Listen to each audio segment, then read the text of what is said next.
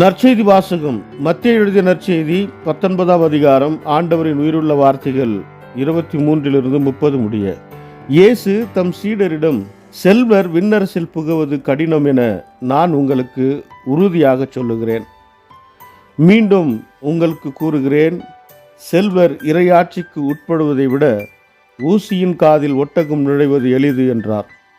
சீடர்கள் இதை கேட்டு, அப்படியானால் யார்தாம் மீட்பு பெற முடியும் என்று கூறி மிகவும் வியப்படைந்தார்கள். இயேசு அவர்களை கூர்ந்து நோக்கி, மனிதரால் இது இயலாதது, ஆனால் கடவுளால் எல்லாம் இயலும் என்றார்.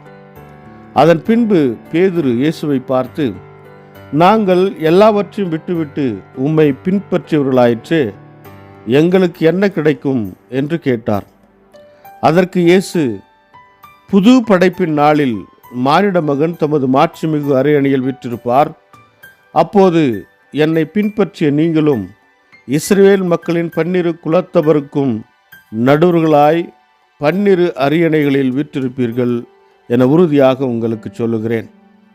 மேலும் என் பெயரின் பொருட்டு வீடுகளையோ சகோதரர்களையோ சகோதரிகளையோ தந்தையையோ தாயையோ பிள்ளைகளையோ நிலபுலன்களையோ விட்டுவிட்ட எவரும் 100 மடங்காக பெறுவர், நிலை வாழ்வையும் உரிமை பேராக அடைவர்.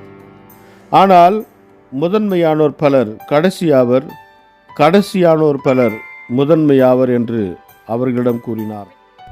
இது வாழ்வு தரும் கிறிஸ்துவின் நற்செய்தி. கிறிஸ்துவே உமக்கு புகழ். ಮತ್ತಾಯ ಅಧ್ಯಾಯ 19 ವಚನ 23ರಿಂದ 30ರವರೆಗೆ.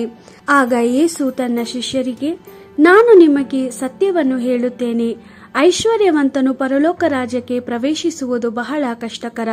ಹೌದು, ಐಶ್ವರ್ಯವಂತನು ದೇವರ ರಾಜ್ಯ ಪ್ರವೇಶಿಸುವುದಕ್ಕಿಂತ ಒಂಟೆಯ ಸೂಜಿಯ ಕಣ್ಣಿನಲ್ಲಿ ನುಸುಳುವುದು ಸುಲಭ ಎಂದು ನಾನು ನಿಮಗೆ ಹೇಳುತ್ತೇನೆ ಎಂದನು.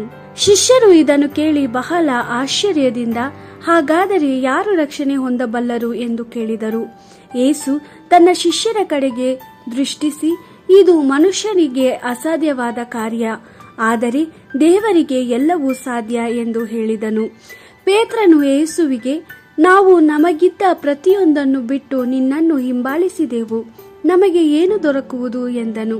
ಯೇಸು ಶಿಷ್ಯರಿಗೆ ಹೀಗೆಂದನು, ನಾನು ನಿಮಗೆ ಸತ್ಯವನ್ನು ಹೇಳುತ್ತೇನೆ, ಹೊಸ ಲೋಕವು ಸೃಷ್ಟಿಸಲ್ಪಟ್ಟಾಗ ಮನುಷ್ಯಕುಮಾರನು ತನ್ನ ಮಹಾಸಿಂಹಾಸನದ ಮೇಲೆ ಕುಳಿತುಕೊಳ್ಳುವನು.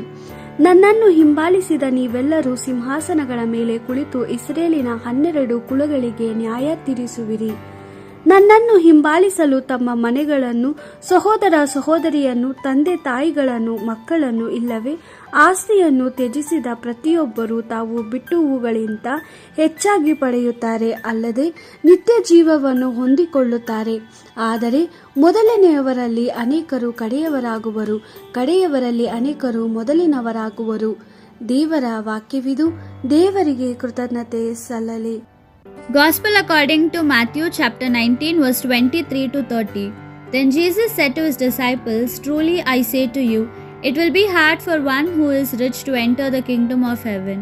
Yes, believe me, it is easier for a camel to go through the eye of a needle than for the one who is rich to enter the kingdom of heaven. On hearing this, the disciples were astonished and said, who then can be saved? Jesus looked at them and answered, for human beings this is impossible, but for God all things are possible. Then Peter spoke up and said, you see, we have given up everything to follow you. What will be our lot? Jesus replied, listen to my words. At the renewal of all things, when the Son of Man sits on his throne in glory, you who have followed me will yourselves sit on 12 thrones to rule the 12 tribes of Israel. And everyone who has left houses, brothers, sisters, father, mother, children, or property for my name's sake will receive 100-fold and will inherit eternal life. Many who are now first will be last, and many who are now last will be first. The Gospel of the Lord. Praise to you, Lord Jesus Christ.